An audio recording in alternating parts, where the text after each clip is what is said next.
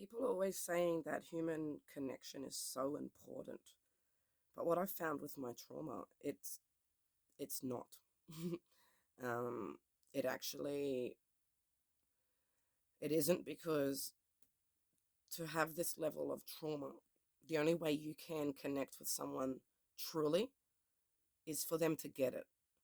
So if people don't get it, you're not going to truly be able to be yourself and be vulnerable to take off those layers and really connect with someone. They'll know bits of you, but you'll never feel safe enough to really let go if you're not feeling understood or seen by the person in front of you, right? And, as I've been becoming more and more isolated out here in solitude, my human interactions were becoming quite negative because I cut off everything social, everything warm and lovey, and was have only been interacting with people on a need to basis, which is transitional, like bartering, exchanges at the stops, appointments on the phone, or whatever that I've been trying to do. It's all sort of like very serious and formal, and I've been getting dysregulated a lot because it's all stuff that I need, and people don't either understand, or I can't get around things, and I'm just losing my shit. So human interaction has really been fucking with me, and it's made me hate humans more and more as I'm out here.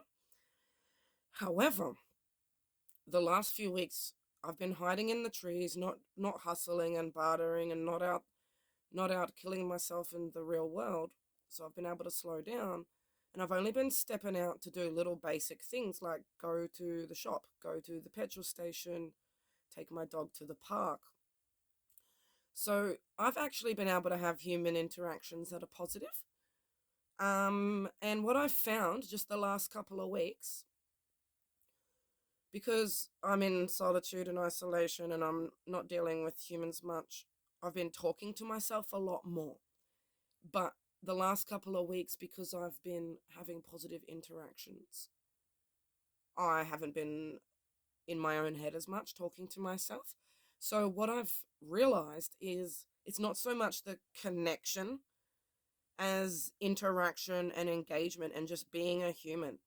So I'm actually thriving by not being connected, trying to connect to people, because all that does is gives me this desperate like anger and resentment that's building up to like, why can't anyone see me? Whereas um when you're not seeking it, and you can just pop your head out and have a little bit of chit chat, it gives your brain and your system that dose of what it needs, and it sort of levels you out a bit until you have overcome a lot of the trauma and are in that place to take the time to connect with someone. I think the more people you have around you, the more damaging it is. You need to be in the right space to be around humans, and it can be overwhelming. The more you have around you, the more people you are explaining yourself to, feeling judged and ashamed with, placating and smiling and biting your tongue and smiling and nodding when you're just in pain or struggling because it's too difficult to speak up otherwise, because people just don't get it, right? So if you can remove that dependence on them, from them, and you're not reliant on them to need so much from them, you can actually have more positive interactions with them, because by not needing them, they're not letting you down, and you have a choice to be there. When you need someone, you have to be there, and you're relying on them, and they fucking you around, and it all becomes too much, right?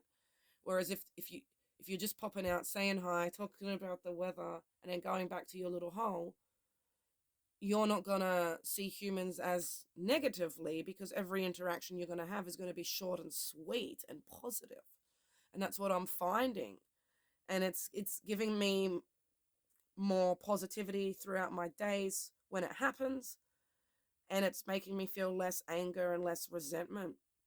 So I feel like how we interact with humans makes the biggest difference. Um, because a lot of people will be around people just for the sake of not being alone.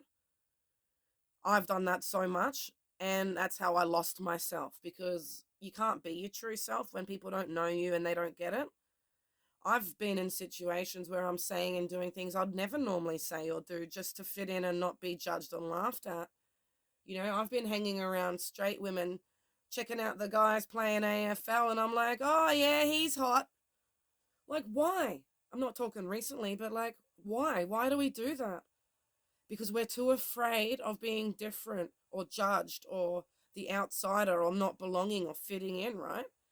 But when we do that, we're still not fitting in or belonging because we're having to change who we are, be like a chameleon going around changing who we are with every person, every environment just to fit in. It's not right. So I would rather be alone, learn to love myself, let go of a lot of things, calm the fuck down, and choose when I go out, who I'm spending my time with, and how.